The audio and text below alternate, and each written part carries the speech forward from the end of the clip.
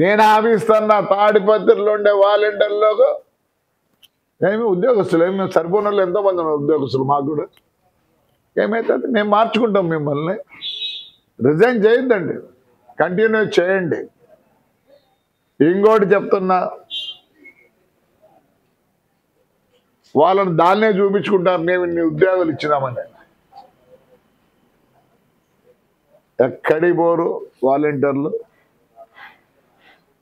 మీ association ఉంటే సమావేశం కావండి, మేమందరం మీకు సపోర్ట్ చేస్తా అనుకున్నాం.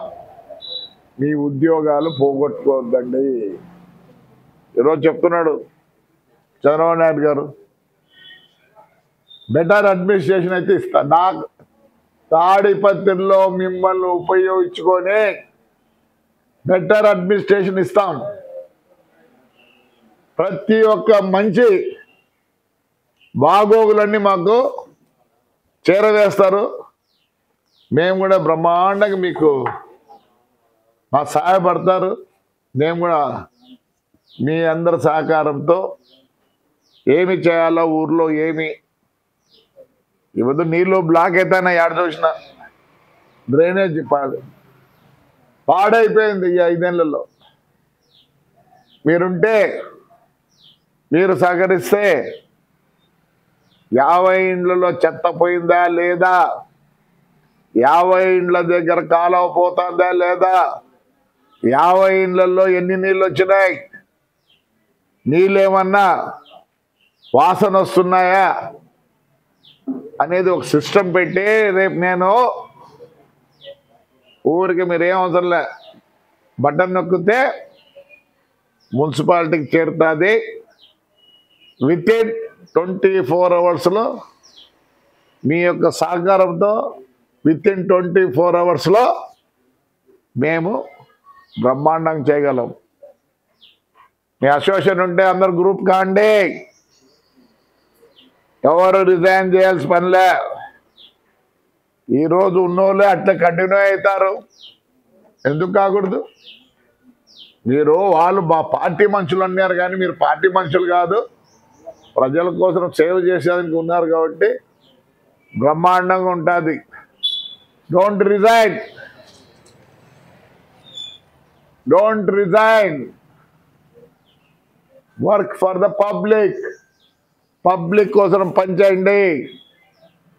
మేము వాలంటీర్లను భ్రష్టు పట్టించింది వైఎస్ఆర్ గవర్నమెంట్. మా వాళ్ళు మా వాళ్ళు మా వాళ్ళు కానీ విజయసాయి రెడ్డి పెద్ద ఆయన 99.9% మన కార్యకర్తలు అన్నాడు. ప్లీజ్ కమౌట్, రండి, రిజైన్ చేయొద్దండి. మీ వలన ఇప్పుడుండే వ్యవస్థలో సచివాలయం హెడ్ నుంచి వాలంటీర్ ఒక యూనిట్.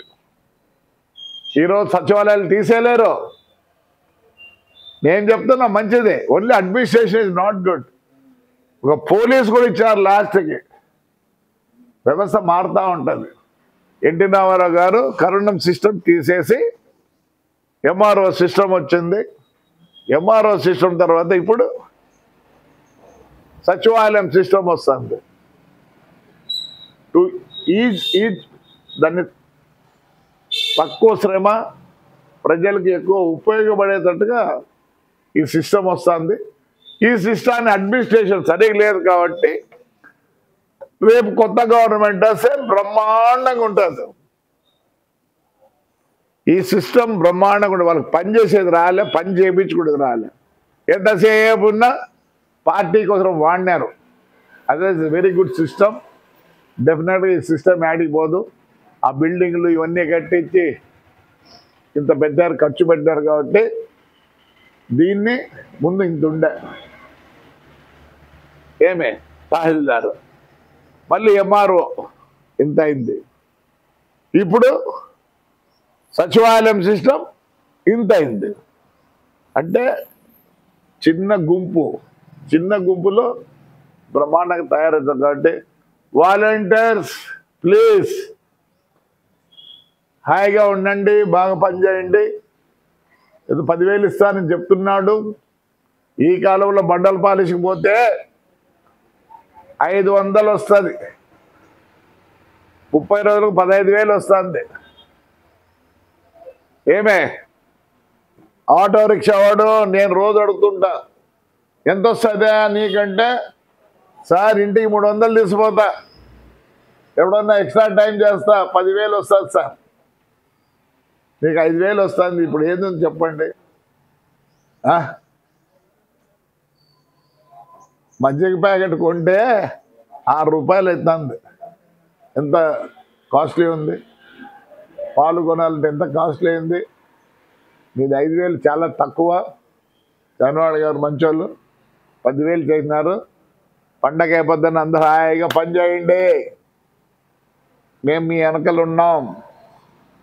ఇప్పుడు రిజైన్ చేయడానికి నేనైతే వేరే వాళ్ళకైతే నాకు తెలియదు, డెఫినెట్గా నేను కంటిన్యూ చేస్తా ఈ తాడిపత్రి కాన్స్టిట్యున్సీ. రైట్.